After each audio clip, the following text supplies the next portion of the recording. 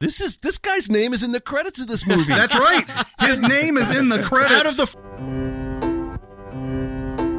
Welcome to Sincast, presented by Cinemasins.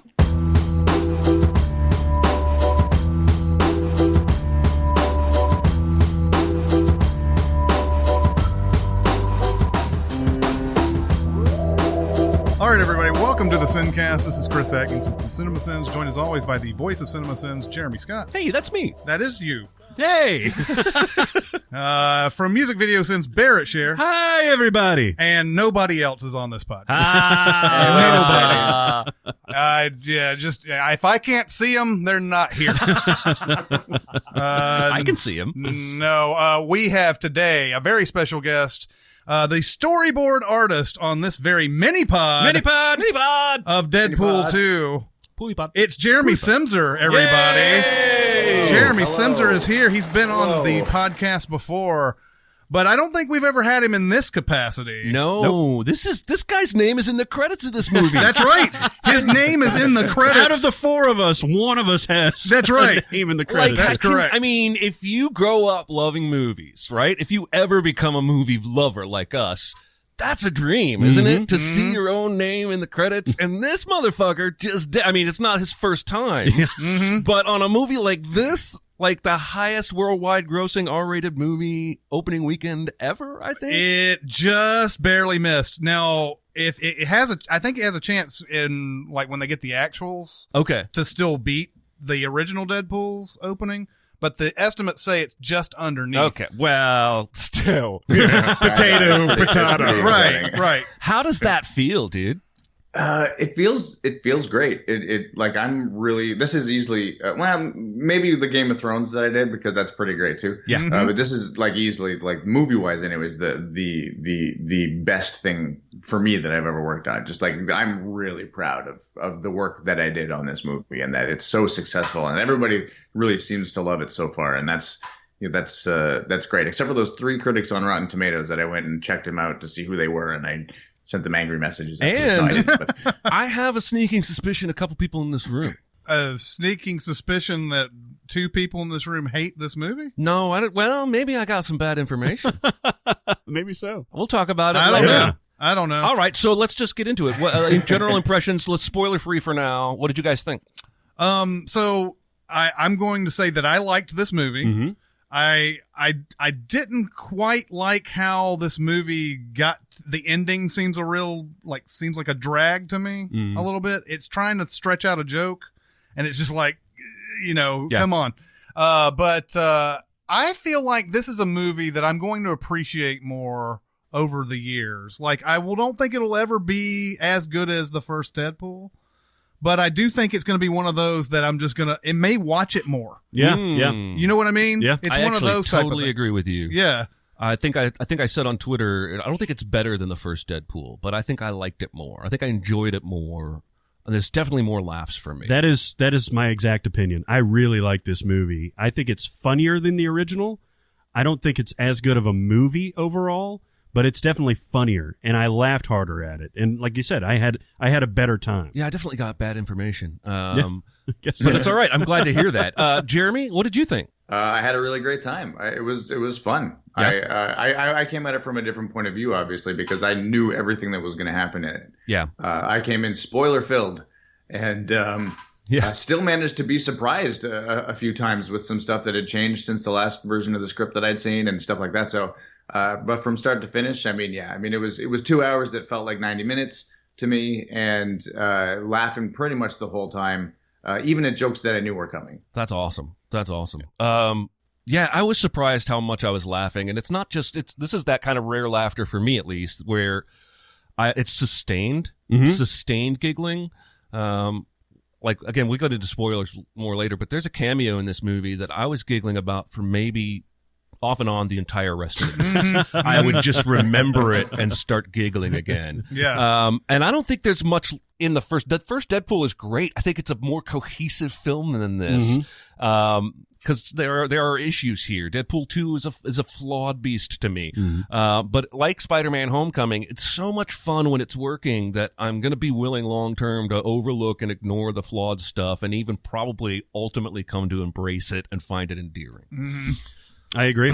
What else do we want to say? What else stood out to you that's not spoilery that we can talk about? For me, it's the cast. We had talked a while ago about how it may be that Deadpool as a franchise is going to be too reliant on his shtick, and that it might get old after subsequent sequels and things like that. And we had talked about how if you kind of diversify that into the X-Force or other characters or something like that, that's how you could get a viable franchise out of this. And I think they've started doing that. Obviously, it's Deadpool's movie, but Domino, Zazie Beetz is terrific in this. I freaking loved Cable. I loved Josh Brolin. I loved his arc. I know it could have been fleshed out a little bit more, but I dug it from the word go. Obviously, there's not a whole lot of negatonic. Teenage negatonic warhead. That one. But I think it's fine, the doses that she's inserted in there. And I think Colossus did the same thing. Like, he was in there just enough for me. So, yeah, I think the ability to let him kind of breathe a little bit really made this movie better, and I think that's how you set it up going forward. Well, and I agree, and Reynolds has even hinted somewhat cryptically that there may not be a Deadpool 3. I think what he means by that is that this movie number 2 sort of sets up how they can best use him moving forward. I agree, he's not a character I think that can carry movie after movie after movie, and works best even in this film. In small doses, when he's more commenting on things other people are doing. The parts of Deadpool 2 that don't work for me are when it's just him and he's carrying or trying to carry the story. It coincides with the moments the movie is trying to be more serious, something I wish it would do less of. But yeah, he's going to work best with an ensemble around him, and they have set the stage perfectly. I thought all the newcomers were great, all the way down to the kid. I thought everyone was a breath of fresh air. So it's funny that you say that, though, because I actually found that with the first one too, that when it was him talking, just sort of carrying it by himself, and every now and again breaking the fourth wall to us, it was fine and it was good. But when he was with Dopinder or with Blind Al, that's when that movie really felt like it had some structure and some heart behind it. Yep. Yeah. So I think that, again, adding these new characters and again, like you say, Zazie Beetz, it's just fantastic. Yeah. Cable was great. Josh Brolin really played that great. He's carved out of stone, by the way. Oh man, crazy, right? Yeah, man, I wouldn't want. I saw that in person at one point. I was like, "What? Really? Is this what you look like after your workouts, Jeremy?" Yeah. We ended up training together a little bit. It was, it's all right. Yeah. By the way, Jeremy, on a movie like this, do you storyboard everything or just a few sequences? This movie, we pretty much boarded everything. Now there were 5 of us on this movie, which is a rare thing, even for. I guess for a feature this big, it's pretty standard, I suppose. But I mean, it's the most I've. I worked on Jumper where there was 8 of us, but I think I also might have told you at one point that I spent 6 weeks pretty much just watching movies on that show, so I don't really count that one. But it was a weird one. Yeah. But on this one there were 5 of us, and we were working all in the same room together, and we from beginning to end storyboarded this movie, and we did different versions of each scene too. So it was a really collaborative and creative process in that sense. So yeah, there was a lot of stuff that I drew with my own hand that I literally then watched on screen. It was crazy. It was good. Awesome. Yeah, that's I know about so one gratifying. Specific thing that I can't wait till spoiler section so he can tell you the story. Nice. But yeah, it's got to be a really rewarding experience to work creatively on something and then see, because I know. Just because you've told us and because it's just the law of averages that sometimes you storyboard for a movie and then you watch it and it turns out shit. And there's very little you can do about that. You're only one part of the whole process. You're an important part.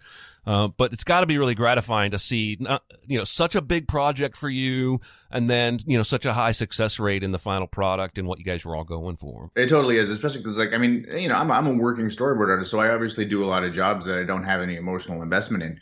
You need a couple of days of storyboards, I'll go and do it. Sure, I'm good at it. It's what I do. And then I do a lot of these TV shows like The Flash and Supergirl and stuff where it's like I'm emotionally invested in those shows because I like the characters. I've read them in comics and stuff like that.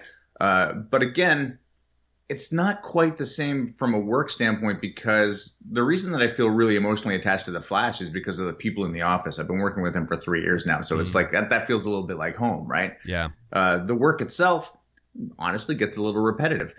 We get budget constraints. I do these huge sequences, pie in the sky versions of what we're hopefully going to get that end up being like a third of what actually ends up on screen on TV. Yeah. It's nice to work on a movie that actually has a budget, and when the planning goes into what they're going to shoot, it happens at our level. Yeah. So we're actually forming the budget almost as we're storyboarding in that sense. So what we do ends up on screen. Obviously, some things get trimmed in the editing and stuff like that. Some stuff works, some stuff doesn't, just like in every other movie. But yeah, so in a situation like this, from beginning to end, you're really more likely to see as a storyboard artist what you're doing ending up in the final product, and that is very, very satisfying. Awesome. Yeah, awesome. That is awesome. Mm-hmm. We got to start spoiling this shit. We're going to spoil the shit out of this. Before we do that, do we give it a... Let's give our grades here. All right, I'm going to give it probably a solid B+. And I realized today that only like 10% of movies get outside of a B range for me. It's either going to be between a B- and a B+, because it takes a lot to make me hate you, and it takes a lot to make me adore you. Yeah. I really enjoyed this, but it's only like 2 half-letter grades off what I gave Infinity War, which I said I liked but didn't love. There are problems here. I can't wait to discuss some of those, but thumbs up. I think you would enjoy it, especially if you like the first one. Yeah. Yeah. I'm going to go the same route with the B+. I really wanted to make it an A-, and probably walking out of the theater, I would have told you A-, because I had such a good time. But then when you think about those issues that we'll get into, where they use, and this is not a spoiler, where they'll use the meta narrative as an excuse for some of the plot points, that kind of keeps it from going into the A territory for me. Yeah, I'll give this a solid B. I like I said, the beginning and end of this movie sort of drag for me, but like in between, there's so many funny things that happen. And like I said, I think this is just going to be one of my movies that I'm going to have on a lot in the future. Yeah. I don't have very many of those these days. A lot of those are still, old movies from the 90s. Old. Yeah. To quote Spider-Man. But yeah, I really enjoyed this, and I think if you like that first Deadpool, you're going to like this one. Yeah. You're going to subconsciously, of course, compare it to the first Deadpool. And I don't think the first Deadpool just destroys this one by any means. No. But it's you're going to be like, well, not as good, but it doesn't have to be as good for you to enjoy it. It's a good movie. Yep. Yeah. Jeremy? Solid A+. All right. Nice. No, I have a lot more emotional attachment to it as well, and I also have a lot of free shit. So I have like a cool water bottle, and I got a couple of sweatshirts. So, I mean, they put it over the top for me. I mean, who knows? If Ryan Reynolds agreed to do a Cinemasins, we might give this an A+. Hey, there you go, right? Yeah, so, that's the way that goes. I do want to work on X-Force, so, there you go. There you go. Yes, A+. A+. I love it. Let's go on into the spoiler section of this. No spoilers! Kevin Spacey is Kaiser Soze. He's Luke's father is actually Darth Vader. She's the sister and the daughter. They just No. I'm reading the books. Spoiler. No spoilers! I love that poll. This was a funny movie, but for the first 12 minutes, I was really worried. The way this movie opens basically confirmed my fears I'd shared on the podcast that how many movies can him breaking the fourth wall and being violent and funny really work. And somebody somewhere down the road is going to argue that this movie has done this on purpose to sort of subvert you and further set up what it's about to do. I just feel like they had to do something to kickstart the action, and I don't really care about his girlfriend. I don't really care about all those missions he's on in the beginning. They're very montagey. But then once the kid shows up, or basically, arguably, once Deadpool ends up at the X-Men mansion. Yeah. Everything from there to the climax just sings for me. I was digging all of it. I was digging him in the tiny yellow T-shirt. That's so great. I was digging the decision he makes in that scene to shoot the fucker. I was digging the way everybody reacts to that. That first prison fight with Cable is amazing and brutal. Everything with the X-Force, from the recruiting to their execution, literally is fucking awesome. I just my main takeaway, I don't want to just say everything and leave nothing for you guys to talk about, but my single favorite thing was how they showed us Domino's luck power. Yeah, that was great. And the way that they did it under the voice of Deadpool, deriding it as not very cinematic sounding. But this is why the Venom trailer excited me, was it was showing me action in a way that I had never been shown action. And it's the same here with her. It's almost like Final Destination movies meets, something, some kind of like Star Wars force powers or something. But that I was just giggling and chuckling all the way through that entire sequence. Well, that's the takeaway I had from this, was the Zazie Beetz character. The just when you're making a movie that is self-aware and you put in a character where that becomes its driving force, that that we're subverting the genre, so on and so forth. We're going to make a character whose main power is luck. Is a brilliant masterstroke, because it's one of those type of things where if she was just a regular badass and just was lucky, we'd be like, okay, that's what happens in movies or whatever. But to focus on that as her power was she's very so casual about it too. Exactly. She's just like, this is going to work out. She's walking through the street while cars are exploding. Everybody and is dead in that scene, by the way, except exactly. for her. Yeah. and that's what's great. Because it's like an active luck, right? Like it's not just, I'm lucky. It's like she's sort of like low key using this luck, and she knows that it's going to work. Well, there's that one moment too where she's on her back on the ground and she fires the gun, kind of just knowing one of these bullets is going to hit the thing I need it to hit, so that it'll let the other thing come down here and the thing will happen. So yeah, I think it's a very active luck. And I love the way they've found to visually show us that. It was thrilling to me.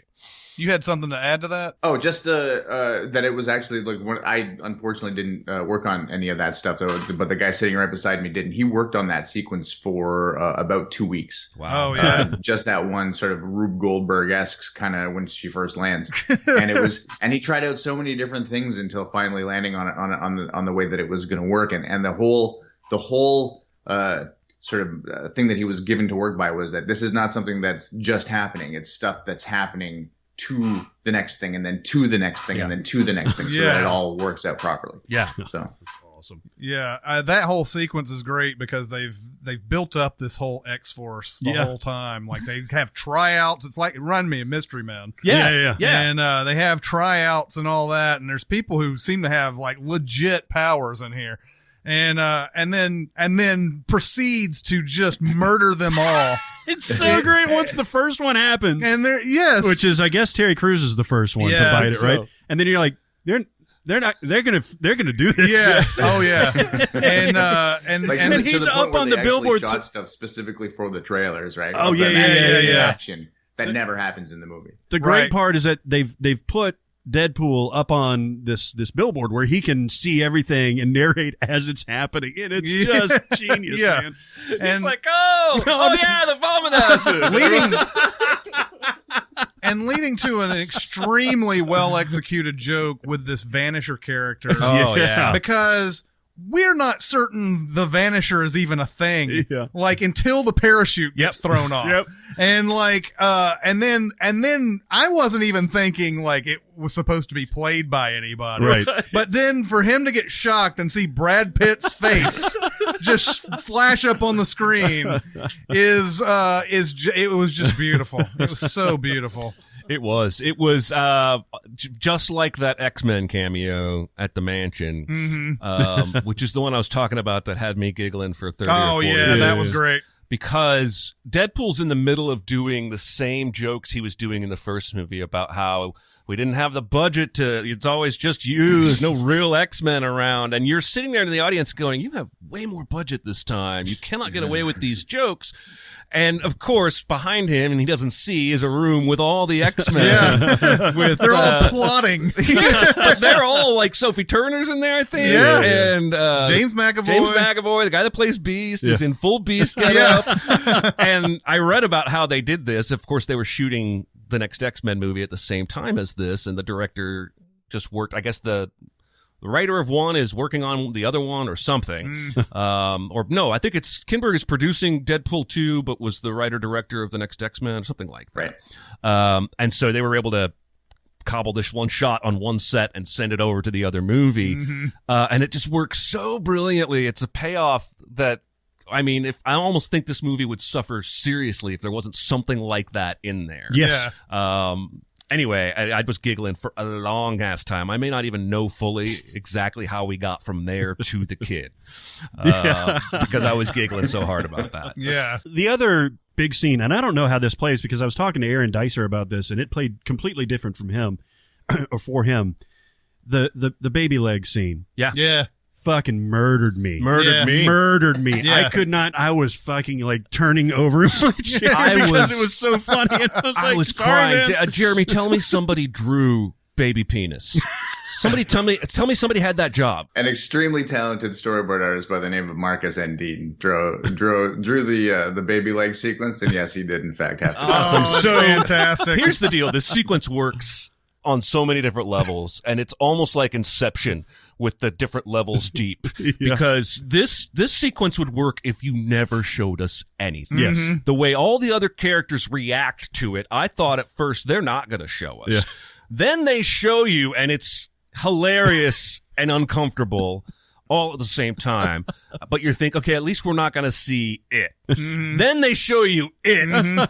Then he gets up and fucking walks. Now, I totally get the people who side like Dicer on this, who felt like Dicer's opinion, let's just out him, was that this was the same joke as the tiny hand in the first movie. Yeah. And I get that. My perspective, the way I interpreted it was, yes, it's the same joke, but it sort of elevated it for me. Yes. It took it. Now, the next Deadpool movie, I don't think they can do any tiny, recently cut off limb jokes, or they will have officially overdone it.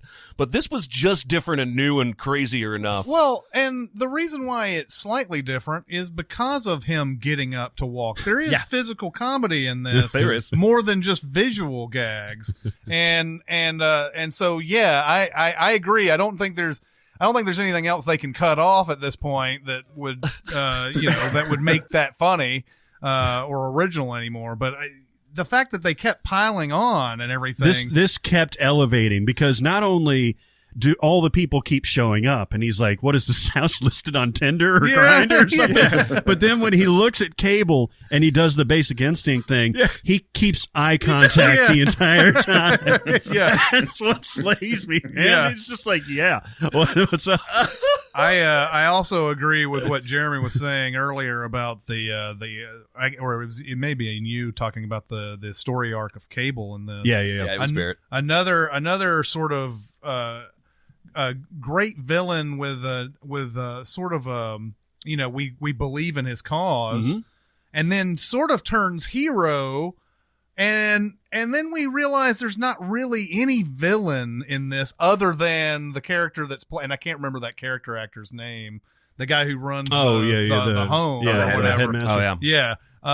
It's that was an interesting take because there wasn't anybody in this that ended up like the main guys. None of them ended up being villains in this. No, I guess you could say that the Juggernaut reveal is a villain, but he's just a prisoner.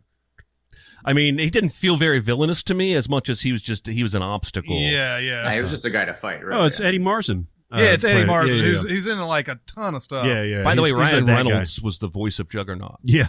Oh, really? I read about that after the fact. Yeah. Don't say that he didn't give 110% to this production.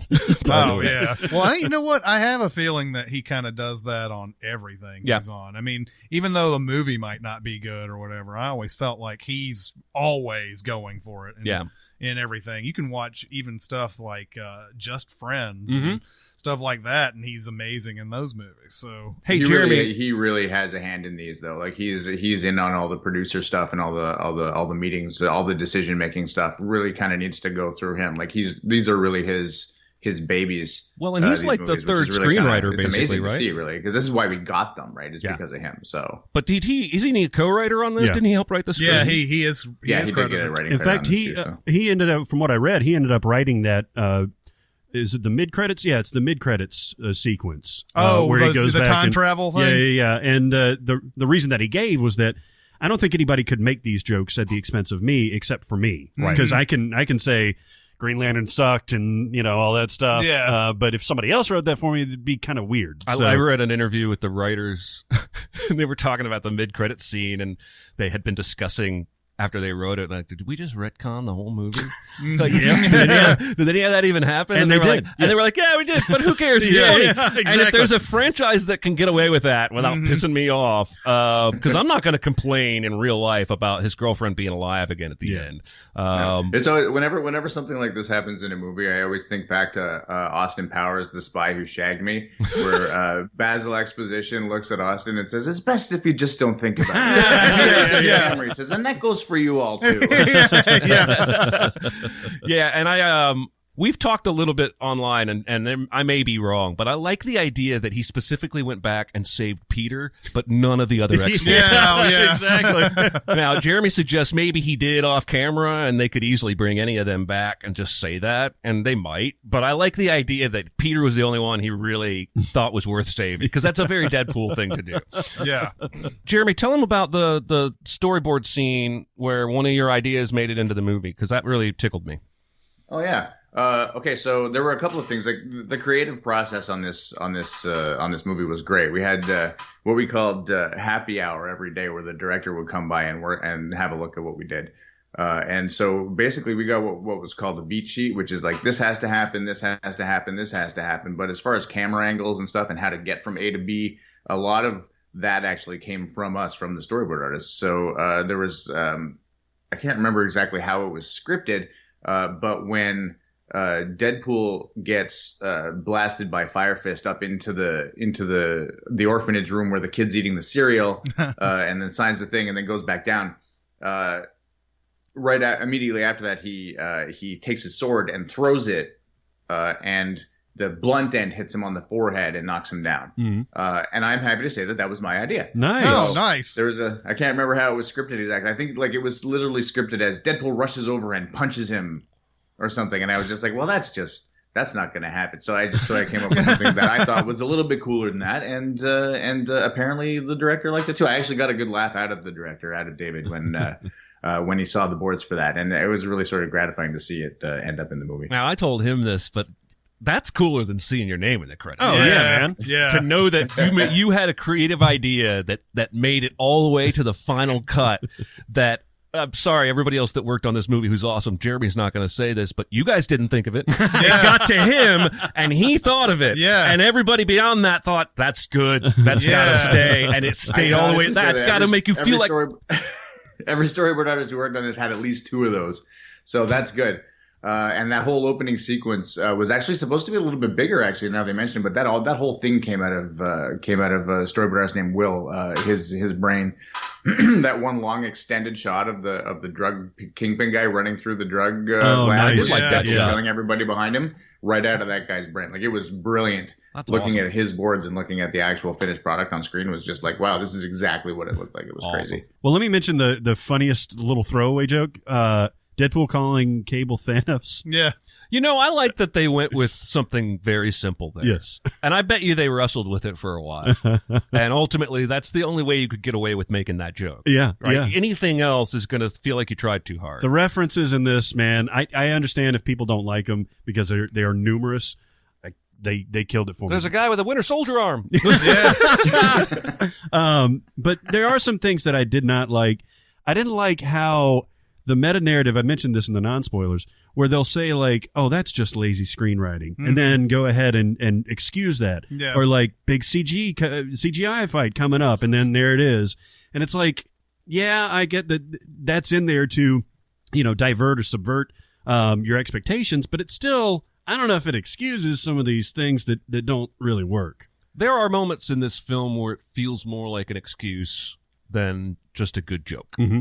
And I think those moments worked a little bit better. I think when they took it that little step further, like at one point he jumps out of a window and he's like, "Oh, I'm going to do a superhero landing," and then he does it and he hurts his knee. Yeah, it's just uncomfortable. Yeah. Like, it works better in that sort of sense. Yeah. yeah, now I agree. I think you might have hinted at this earlier, but the extended death scene is it a minute and a half too long? Yeah, it's right there. It's right there. It feels longer than that. I think even if you want to make it twice, like you do, you don't have to do it that long. Yeah. And I'm not quite sure how that happened. Did no one along the way go, God, maybe that's a little too long? Because that almost pulled me out of the experience. Yeah, it did for me. I thought that a couple of fake outs would have been fine, but he keeps doing it and doing it and doing it. And so I was like, man, this is not the way to go. It also exacerbates the problem one of the main problems I have with it. And I know this isn't maybe a problem for other people, but when they try to put in this whole dramatic arc about him trying to get back with Morena Baccarin and all that, and trying to, he's trying to get back to her, or like kill himself, whatever. And there's all these real dramatic scenes about like, I'm going to get back with you and all that. And then undercut with all this, real parody and slapstick humor. I know you have to have some sort of a grounding on these type of things, but it does make me like not care very much about those type of things. I think you had the grounding. I think they could have gone the route of the kid being the thing that grounded the story without having to use the girlfriend again. Because the girlfriend was what grounded the first movie. And so it feels like retread again when she's sort of the grounding essence. But the kid was the humanizing thing. The kid is what pulls Deadpool around to have a heart. The kid is what makes Cable realize he's, on the wrong. I mean, that's right there. You're grounded. Yep. We don't need the stuff that you're grounded. We don't need the stuff that ultimately didn't work. Yeah.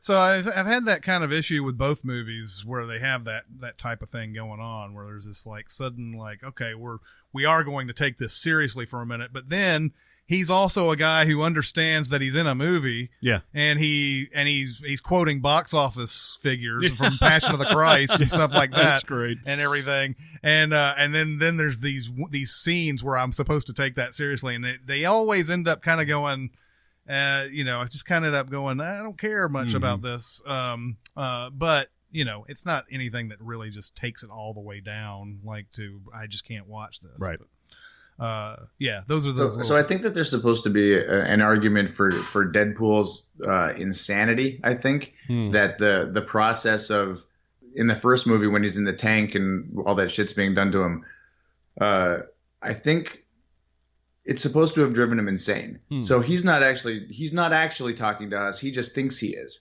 So when you get the stuff with him and Morena Baccarin in this movie, I think it's meant to be like the best version of himself, where he's less insane. And I think that's what they were sort of going for. Whether it works or not, right, is another. I could buy that though. But, yeah, it's an interesting theory, but at the end of the day, it's.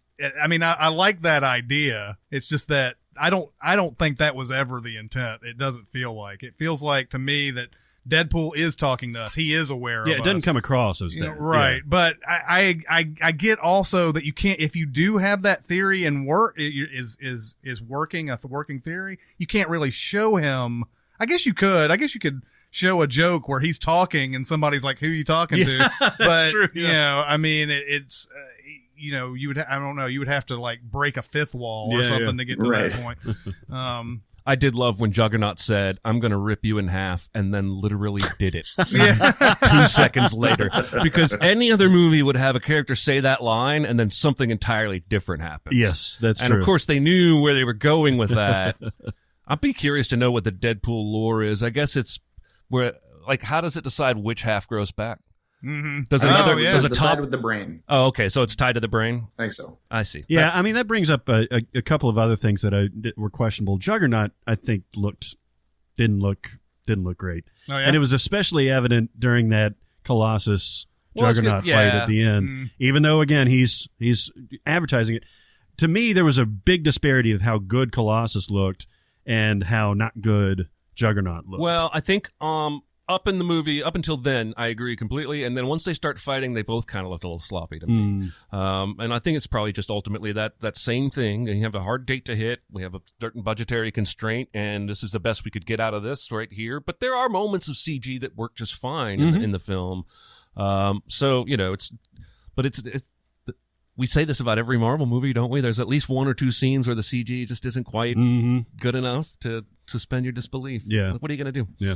I know they ended up reworking the Colossus model on this one, and you can tell. I think it looks a lot better than it did in the first one. Yeah, it looks good. But again, I mean, this movie did not have anything near Infinity War money, so we're not gonna no, we're not gonna get the type of visuals that you're gonna get in something like that. But yeah, I mean, I see yeah. What other thoughts did you have, likes or dislikes, Jeremy? You're our guest. I want to make sure you get your heart clean before we're done. But I just really I thought it was fun. My biggest takeaway from it, and this was partially working so closely with David Leitch, the director, on it, was that I thought the action was just at a different level from the first one. Everything was just like these set pieces were just really well thought out. The hand-to-hand stuff was better. Just stronger on every level. So while being super funny, also ended up being a really good action movie, I thought, and well shot, well cut, which I thought was good too, because you know how movies are cut to shit these days. You guys know. Yeah. I thought that was a real standout. I thought the action was pretty solid. On the IMDb, he's listed as an uncredited director on John Wick. I know he was a producer on it. It's like a co-director, I think. Yeah.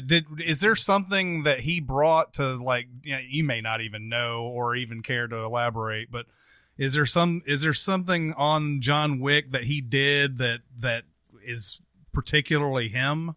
Well, he was, I believe, my understanding of what he did on John Wick was, because, I mean, that movie is essentially 80% action, that his co-director credit is based on the fact that he essentially was in charge of all of the action in that movie. Yeah, so, and it's some of the best that you're going to see in a while, too. So, yeah, essentially that's it. So he got a co-director credit simply for being so involved in 80% of that movie, which was the action. So yeah, the opening credit for him on this movie is one of the two guys that killed John Wick. yeah. Hey, what do we think about T.J. Miller, by the way? He's fine. Do you think his character was reduced?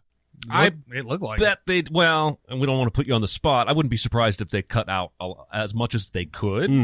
Well, let's just say I think there's I mean, everything got cut down a little bit as you do in the editing process. Stuff gets lost, and I don't think that he was in any more scenes than you saw him in. Okay. Those scenes, a couple of those scenes might have been longer. I think the one where he was, I'm not 100% sure, but I think the one where he was like captured by Thanos and quote unquote being tortured to give the information might have been a little bit longer. You mean Cable, right? Not You called Cable Thanos. Wait, did I? You did. What was I going to say about that? Understandable, though. Shit. He's been, 2 weeks removed from each other since I saw him in one and then the other. At least I didn't call him his character's name in that firefighter movie. Yeah, there you go. Yeah. The T.J. Miller stuff just wasn't, like, the stuff that he is in just wasn't really funny. Like, there wasn't really anything besides at the bar, like, you're urinating right now, that kind of thing. But he doesn't look interested to be there, really. Yeah. Well, it was just kind of the same old thing for him, really. I mean, I'm going to say funny things in response to what you say, and there's not really much more to that character anyways, right? So I did read online, I did not spot this myself, but in one of the shots where they show TV news in the background, the ticker on the bottom says the actor we joked about. Christopher Plummer? Christopher Plummer turns down role in Deadpool 2. Oh, my God.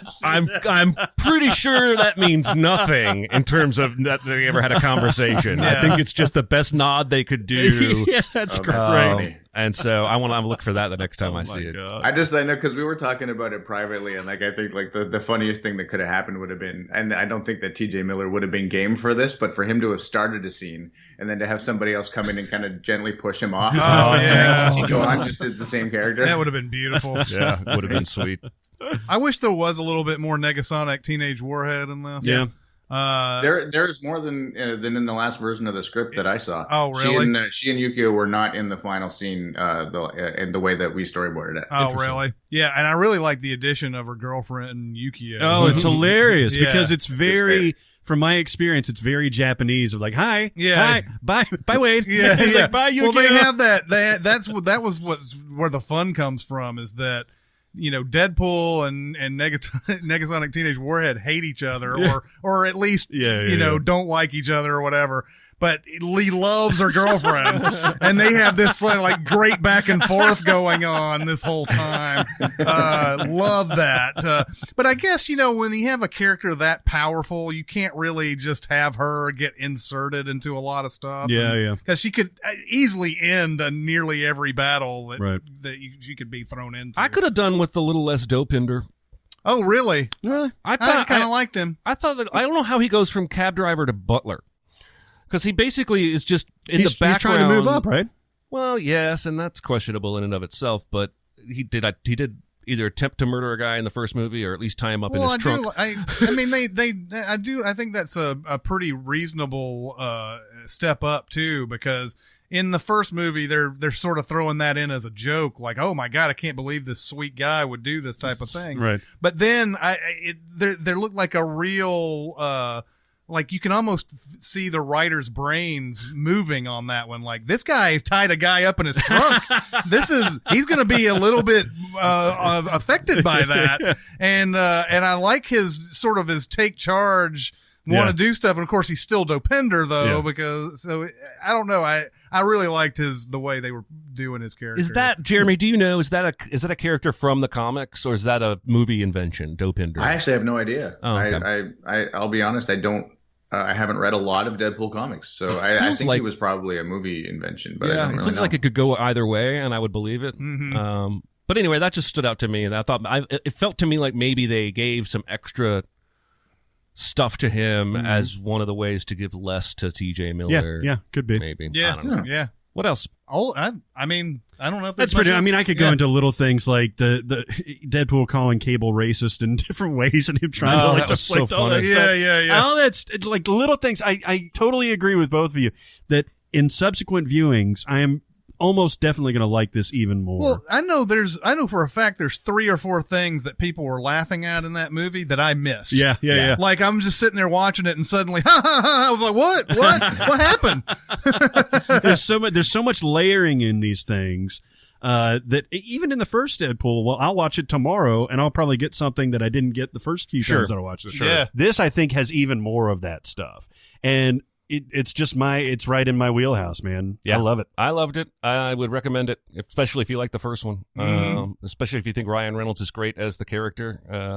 I don't know the people I'm interested in, and they are out there, are the people who love the first one and don't like this one. And I'm curious to know the journey that got them there, because this was just more of what I liked from the first, only better. And I think the people who really don't like this just need some distance. And once they see it sort of without the expectation, I think they'll grow to it. I see this with like seasons of TV shows sometimes. People are like, this season is awful. And then the next season will come along, and the next season, and so on and so forth. It gets to like 5 or 6. And then if you go back and watch those seasons, you're like, I don't remember what everybody hated about the second season. Yeah. So, I mean, it's exactly like the show we always loved and everything. And I feel like the same thing with movies like this.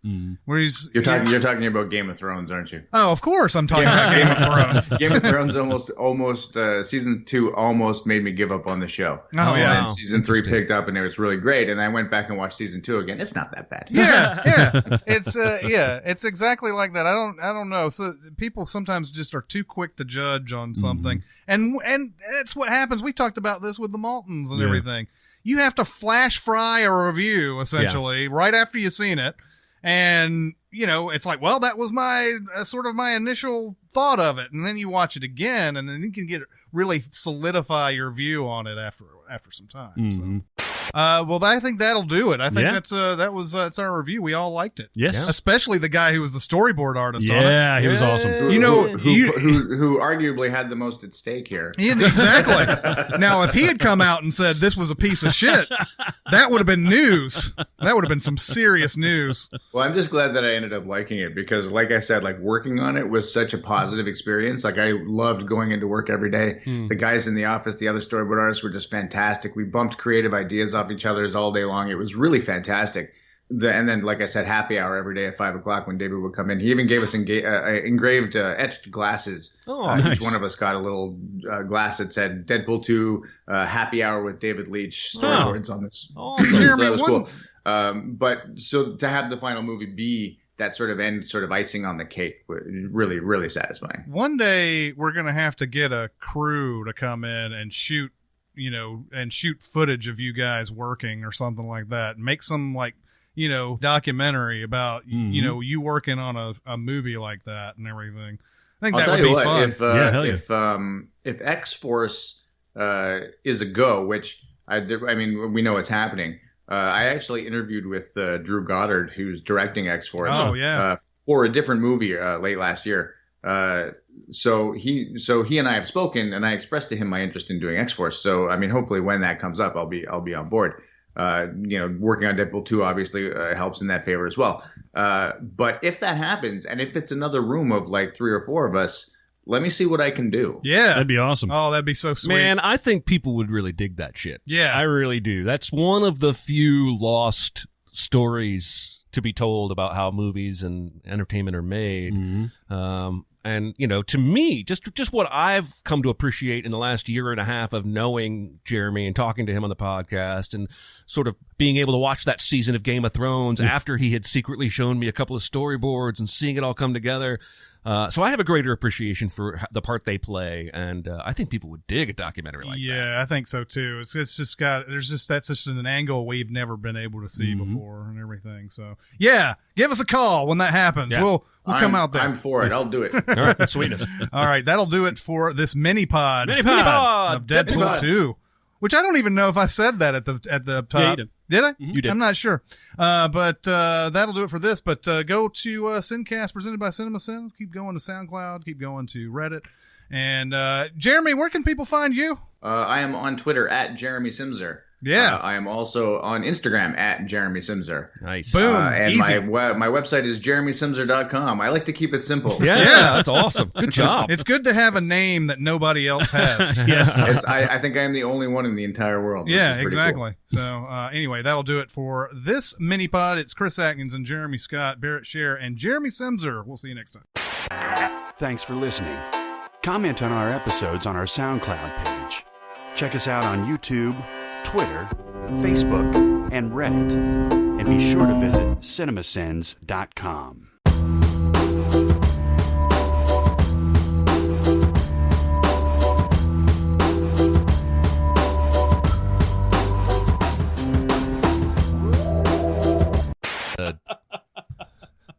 The dented beetle is what I meant to say.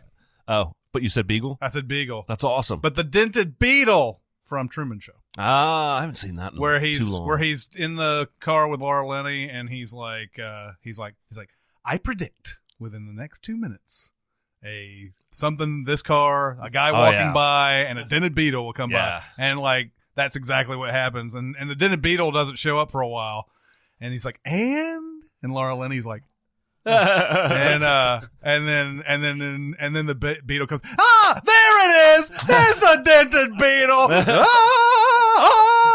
Very Jim Carrey stuff. I need to watch that movie again. Instead, I watched Game Night twice last night. Mm-hmm. You watched it twice last night? I saw that tweet. That's hilarious. I did. I realized I could buy it. I got tired of waiting for the Blu-ray. Actually, I didn't tell Twitter this, but I got an email from Amazon that my Blu-ray is late for Game Night. So instead of Tuesday, it's going to get here like on the 30th or some shit. And so I was like, I want to watch it before then. So I just paid for it digitally. Now I own it. Now I own it digitally. Yes. Nice. I can watch it whenever It's I want. pwned. It's pwned.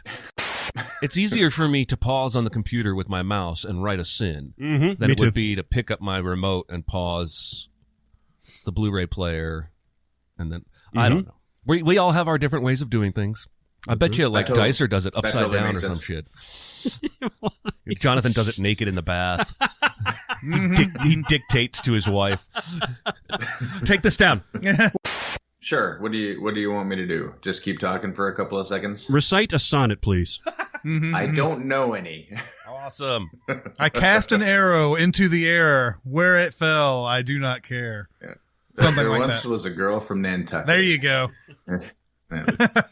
It's the closest I know to any poetry. Two Yes. trails diverge in a yellow snow. Something. Yes. Okay, everybody's reciting stuff except for Jeremy Simpson. Yes. Okay. Isn't that weird? That's weird. That is weird. You guys know a lot more poetry than I do. It's a I little barely disconcerting. I'm gonna have to know up my enough. poetry game a little. That was I actually think I threw like 5 or 6 different poems together in Yeah, that one you did. line. I think the poetry I know is mainly from Dead Poet Society, and that's it. We're getting more Laurel than we are Yanny. By the way, I heard both. Am I the don't- only person that has heard both? I heard whatever one I- you hear when you're deaf and you can't hear high range stuff.